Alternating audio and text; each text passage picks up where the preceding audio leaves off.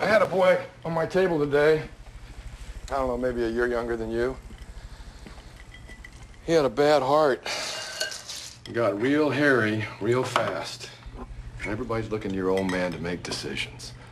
And I was able to make those decisions because at the end of the day, after the boy died, I was able to wash my hands and come home to dinner, you know, watch a little Carol Burnett, laugh till my sides hurt. And how can I do that? I mean, even when I fail, how do I do that, Jack? Because I have what it takes. Don't choose, Jack. Don't decide. You don't want to be a hero. You don't want to try and save everyone. Because when you fail, you just don't have what it takes.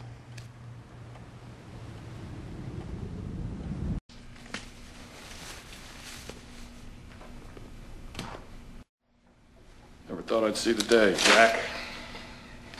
You barge into my OR, you work on my patient. You didn't have to do this procedure. I don't have to do anything. Yeah, of course you don't. I chose to do this procedure, this emergency procedure, because when this girl crashed in the ER, they called me. I was right upstairs. And you should have stayed upstairs. And how did you find out? One of the nurses came to get me. Oh, thank God I have you and some anonymous nurse to rescue me. She told me that your hands were shaking. My hands were not. You cut her hepatic artery. She was in a car crash, Jack. Her insides were a mess. You made a mistake. They called me.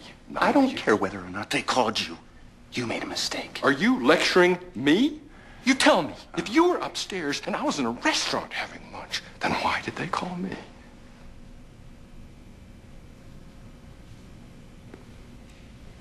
How many drinks did you have at lunch, Dad?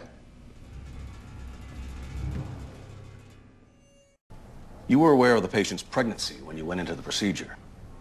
Absolutely. The patient's husband had informed the attending in the ER. It was, however, extremely early in the pregnancy, so our primary focus had to be on the mother.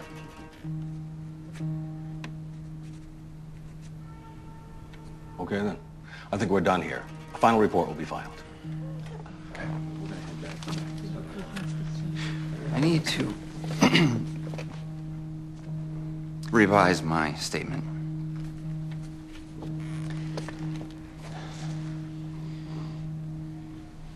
I didn't come into the OR until well into the procedure. Jack. I was warned by one of the nurses that my father was operating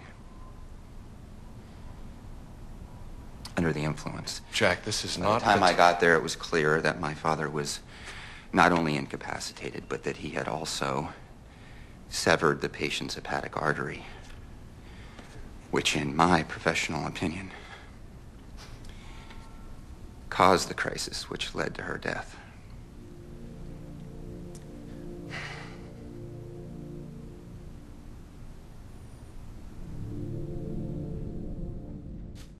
Wow, Dad. I wonder what helped you turn that corner. You think maybe it was a new lady friend? You think maybe that's what I will not let you talk to me. I will not let you sleep with my wife. Oh, Jack, I'm your father. Jack, please, just let it go.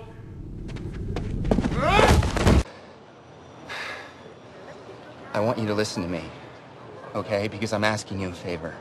Chrissy, I'm standing in front of you in the same suit that I'm wearing to my father's funeral, and I'm asking you a favor. In 16 hours, I need to land at LAX. And I need that coffin to clear customs because there's going to be a hearse waiting there. And I need that hearse to take me and that coffin to a cemetery. Why? Chrissy, why can't I just bring him to a funeral home and make all the arrangements? Why can't I really take my time with it? Because I need it to be done. I need it to be over.